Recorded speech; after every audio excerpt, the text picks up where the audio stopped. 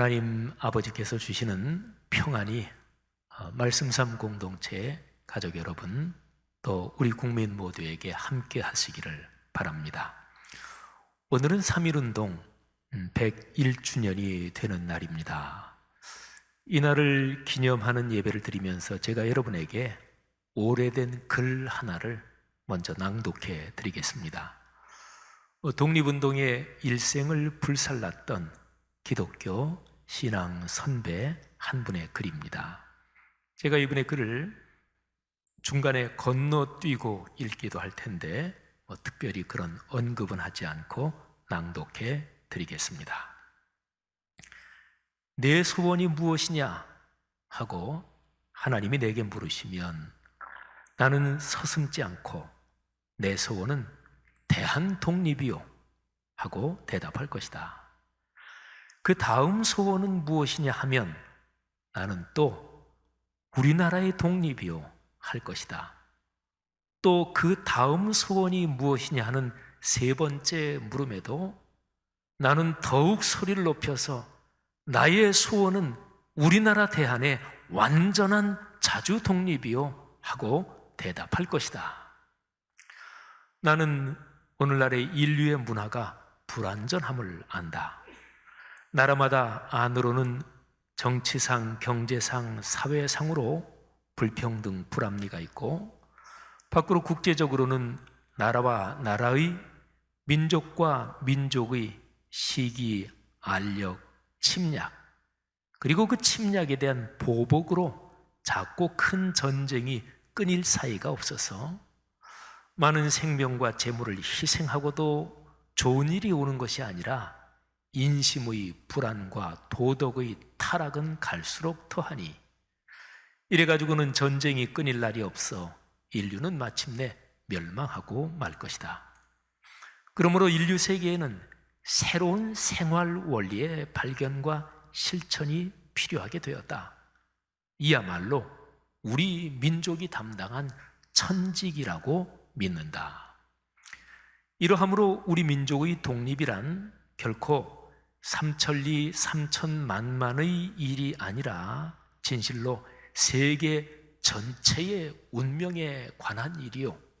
그러므로 우리나라의 독립을 위하여 일하는 것이 곧 인류를 위하여 일하는 것이다. 만일 우리의 오늘날 형편이 초라한 것을 보고 자굴지심, 스스로 비굴해져서 우리가 세우는 나라가 그처럼 위대한 일을 할 것을 의심한다면 그것은 스스로 모욕하는 일이다. 우리 민족의 지나간 역사가 빛나지 아니함이 아니나 그것은 아직 서곡이었다. 우리가 주연 배우로 세계 역사의 무대에 나서는 것은 오늘 이후다. 3천만의 우리 민족이 옛날의 그리스 민족이나 로마 민족이 한 일을 못한다고 생각할 수 있겠는가? 내가 원하는 우리 민족의 사업은 결코 세계를 무력으로 정복하거나 경제력으로 지배하려는 것이 아니다. 오직 사랑의 문화, 평화의 문화로 우리 스스로 잘 살고 인류 전체가 의좋게 즐겁게 살도록 하는 일을 하자는 것이다. 어느 민족도 일찍이 그러한 일을 한 이가 없으니 그것은 공상이라고 하지 마라. 일찍이 아무도 한 자가 없기에 우리가 하자는 것이다. 이 큰 일은 하늘이 우리를 위하여 남겨놓으신 것임을 깨달을 때에 우리 민족은 비로소 제 길을 찾고 제 일을 알아본 것이다. 나는 우리나라가 세계에서 가장 아름다운 나라가 되기를 원한다. 가장 부강한 나라가 되기를 원하는 것은 아니다. 내가 남의 침략에 가슴 아팠으니 내 나라가 남을 침략하는 것을 원치 아니한다. 우리의 부력, 경제력은 우리의 생활을 풍족히 할 만하고 우리의 강력, 군사력은 남의 침략을 막을 만하면 족하다. 오직 한없이 가지고 싶은 것은 높은 문화의 힘이다. 문화의 힘은 우리 자신을 행복하게 하고 나아가서 남에게 행복을 주겠기 때문이다. 지금 인류에게 부족한 것은 무력도 아니요 경제력도 아니다. 자연과학의 힘은 아무리 많아도 좋으나 인류 전체로 보면 현재의 자연과학만 가지고도 평안히 살아가기에 넉넉하다. 인류가 현재 불행한 근본 이유는 인의가 부족하고 자비가 부족하고 사랑이 부족한 때문이다. 이 마음만 발달이 되면 현재의 물질력으로 20억이 다 편안히 살아갈 수 있을 것이다. 인류의 이 정신을 배양하는 것은 오직 문화뿐이다. 여러분, 1947년에 출간된 백범일지, 백범 김구 선생이 쓰신 글이죠. 그 백범일지라는 책의 부록으로 나의 소원, 이런 글이 붙어 있는데 제가 그 글 내용 일부를 낭독해 드렸습니다. 47년에 출간됐으니까 73년 전입니다. 백범 선생이 그 글을 쓴 것은 백범 선생께서 중국 상해 중정에 계실 때 독립운동을 하면서 유언처럼 쓰신 글이니까 73년보다 더 오래된 거죠. 성도 여러분, 지금의 우리 사회는 백범 선생이 그토록 간절히 바라던 미래에 비교할 때 어떤 모습인가요? 일제강점기를 거치고 한국 전쟁에 망가지면서 우리나라는 전 세계에서 가장 약하고 비참하고 초라하고 힘없는 나라였습니다. 전 한반도가 초토화됐습니다. 그러나 이제 우리는 이미 세계적으로도 충분히 넉넉하고 강한 나라가 됐습니다. 경제적으로는 11위 정도 됐고요. 군사력은 10위 안쪽으로 쭉 들어옵니다. 백범 선생이 그토록 간절히 바라던 문화의 힘은 그러면 어떤가요? 최근에 우리나라 사람들에게 큰 기쁨을 준 사건들이 있었잖아요. 봉준호 감독의 영화 기생충, 또 현재 BTS 그 젊은이들 그룹의 활동으로 대표되는 한류 문화의 확산에서 뚜렷하게 드러나고 있는 것처럼 한국 문화는 세계적으로 알려지고 있습니다. 감사한 일이죠. 일제 치하와 해방, 또 정부 수립과 6.25 전쟁, 산업혁명과 산업화와 경제 발전, 그리고 군사 독재와 민주화 등의 우여곡절을 거치면서 우리 민족은 시편 23편에 있는 표현처럼 사망의 음침한 골짜기를 수없이 지났습니다. 하지만 우리는 지금 세계 역사의 흐름에서 여기에 우뚝 서 있습니다. 요즘 코로나19를 겪으면서 힘겨워하고 있지만 이 또한 넉넉하게 극복할 것을 믿습니다. 다만 정파적 싸움과 이념 집단의 극한 대립으로 사회 갈등이 극심한 것이 많은 사람을 불안하게 하고 있습니다. 극우와 극좌의 깊은 골이 사실은 우리 민족 역사에서는 어제 오늘의 일은 아닙니다. 다만 온 국민이 마음을 모아 전염병을 극복해야 하는 상황에서도 이 사안을 정치적으로나 이념적으로 악용하려는 사람들이 있으니 우리 사회의 갈등이 얼마나 심한지 모릅니다. 여러분, 저는 오늘 구약 성경의 스가랴서 말씀을 묵상하면서 이 말씀을 통해 하나님께서 우리 사회 또 한국 교회에 주시는 거룩한 뜻을 묵상하려 합니다. 선지자 스가랴는 이스라엘 민족이 바벨론 포로에서 돌아온 후에 예루살렘에서 활동한 분입니다. 주전 538년, 워낙 지금부터 오래전이니까 근한 2600년 전 그 정도, 2550년 전 되니까 그 옛날에 유대인들은 바벨론에서 고국으로 돌아왔습니다. 그때가 1차 귀환자들이었습니다. 이들은 돌아와서 얼마 지나지 않아 폐허가 된 예루살렘을 재건하는데 특별히 성전을 재건하기 시작했습니다. 그러나 이런저런 어려움 때문에 성전 재건은 중단되고 짓담한 건물은 그냥 방치되지요. 그렇게 해서 10수년이 흐릅니다. 바사왕 다리오 왕, 바사의 왕 다리오 제2년, 그러니까 주전 520년이에요. 1차 귀한 자들이 예루살렘으로 돌아온 때부터 하면 18년의 세월이 흘렀습니다. 주전 520년에 하나님께서 선지자 학개 그리고 스가랴에게 말씀을 주십니다. 신앙의 정체성을 다시 세워야 그래야 산다. 민족을 다시 이렇게 세워라. 하나님께서 명령을 주신 거지요. 이 명령에 구체적으로 들어있는 내용은 성전 건축을 재개하라는 것이었습니다. 그런데 여기서 중요한 초점이 있습니다. 성전의 건물 자체가 중요한 것이 아니고요, 성전을 다시 세우면서 유대인의 마음과 영혼의 마음의 성전이 세워지고 하나님의 말씀이 새겨지고 그 말씀에 따라 사는 민족으로 회복돼야 한다. 바로 이 내용이 핵심입니다. 하나님의 말씀을 받아서 대언하면서 스가랴는 유대인들의 미래에 펼쳐질 아름다운 나라를 그립니다. 말씀의 선포에 그 나라가 그려져 있어요. 자, 그 감동적인 모습이 스가랴서 8장 4절, 5절에 기록이 되어 있는데 2절이잖아요. 근데 이 2절, 이 짤막한 부분에 이걸 조금만 묵상하면 그냥 아름다운 그 나라가 그림처럼 머리에 펼쳐집니다. 스가랴 선지자는 그림 언어를 말하자면 사용하는 건데요, 한번 들어보십시오. 만군의 여호와가 이같이 말하노라. 예루살렘 길거리에 늙은 남자들과 늙은 여자들이 다시 앉을 것이다.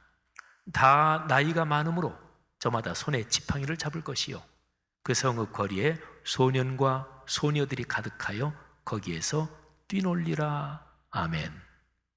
여러분, 표준 세번역으로 제가 한 번 더 읽겠습니다. 나 만군의 주가 말한다.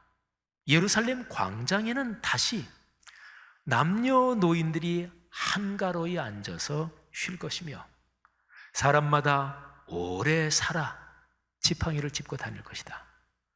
어울려서 노는 소년 소녀들이 이 도성의 광장에 넘칠 것이다. 아멘. 여러분 생각해 보세요. 설명이 필요 없지요? 그렇습니다. 노인들이 행복한 나라, 아이들이 재밌게 노는 나라, 그러면 뭘 더 설명을 할 필요가 있겠어요? 이 간단한 표현에 경제, 교육, 정치, 법조, 문화 등 사회 전반이 건강하고 행복하다는 것이 다 담겨 있습니다. 자, 그런데 중요한 점이 있습니다. 스가랴 선지자가 선포하고 하나님의 말씀을 받아 대언하는 이런 복된 나라, 이런 행복한 나라로 가기 위해서 기초가 무엇이냐, 토대가 무엇이냐, 이게 중요합니다.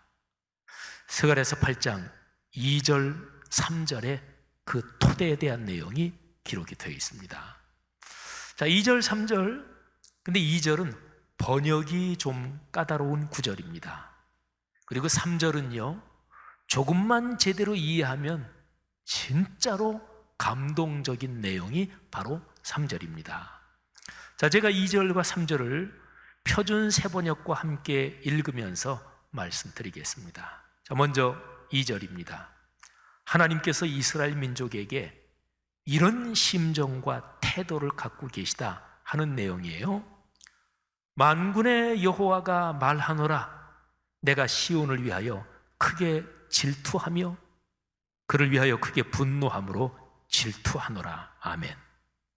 자, 표준 세번역은요, 2절 말씀을 다음과 같이 참 멋지고 아름답게 번역을 했어요.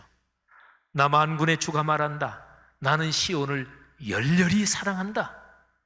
누구라도 시온을 대적하면 용서하지 못할 만큼 나는 시온을 열렬히 사랑한다. 감동이죠. 하나님께서 시온, 유대인들, 예루살렘, 그 이스라엘 민족을 그만큼 열렬히 질투하면서 사랑한다, 이런 표현이고요. 자, 3절을 봅시다. 당신의 백성을 그토록 사랑하시는 하나님께서 포로기 이후에 폐허가 돼버린 예루살렘으로 돌아오신다는 얘기예요.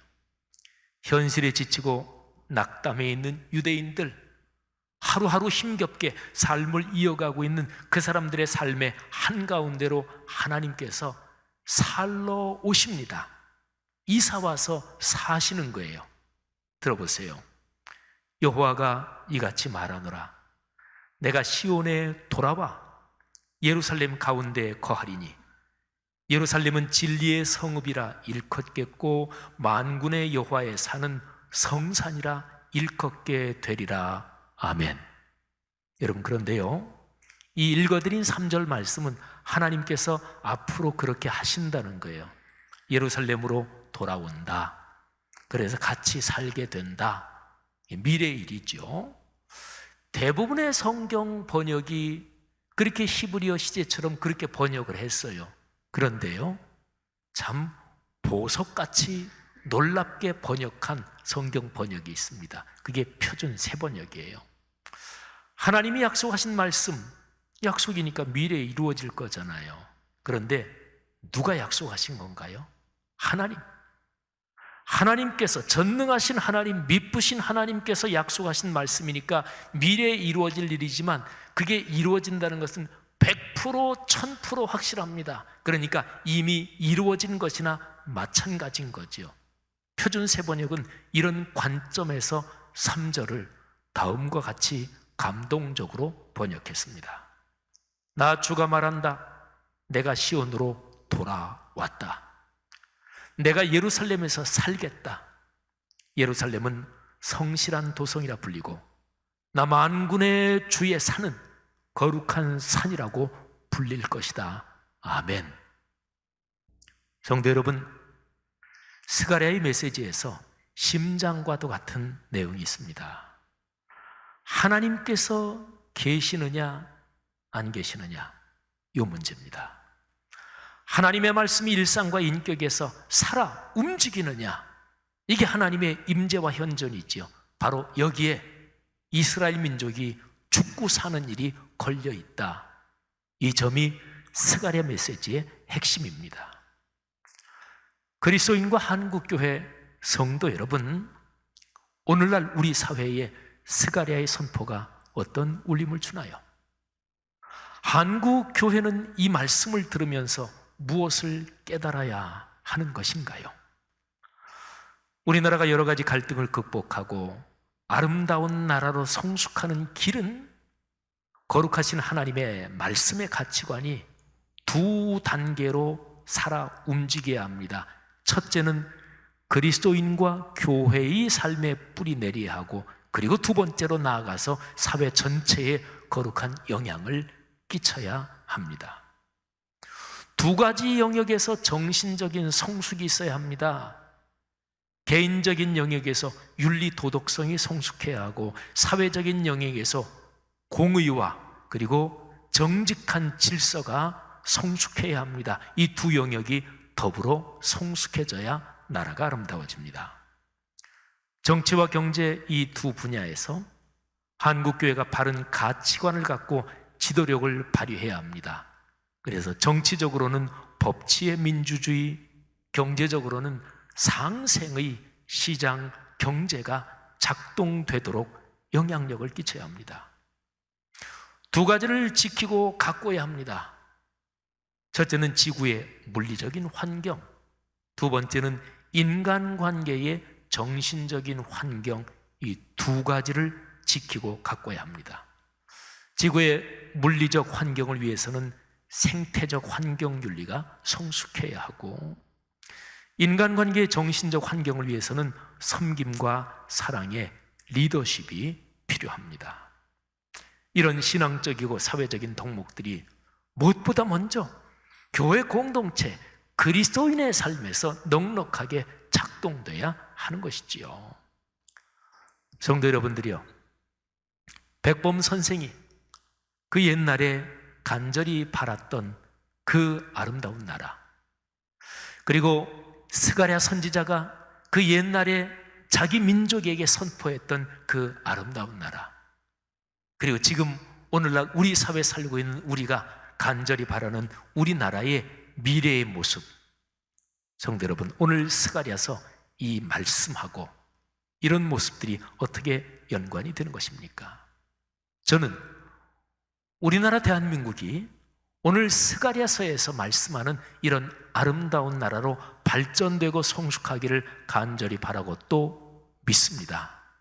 예수 그리스도의 십자가의 복음을 땅끝까지 전하는 이 아름다운 사명, 그리고 십자가의 복음이 들어간 그 나라에 어떤 인간의 삶이 펼쳐지느냐, 그 아름다운 모습을 위해서 하나님께서 우리 민족과 나라를, 한국교회를 사용하실 것을 믿습니다. 이런 내용을 듣고 어떤 사람은 에이, 꿈 같은 얘기지 할 사람도 있을 것입니다. 스가랴 시대에도 스가랴의 선포를 들은 사람들이 그렇게 얘기하기도 했습니다. 선지자 스가랴는 그런 사람들에게 이렇게 말했습니다. 스가랴서 8장 6절이에요. 만군의 여호와가 말하노라, 이 일이 그날에 남은 백성의 눈에는 기이하려니와 내 눈에는 어찌 기이하겠느냐, 만군의 여호와의 말이니라. 무슨 뜻인가요?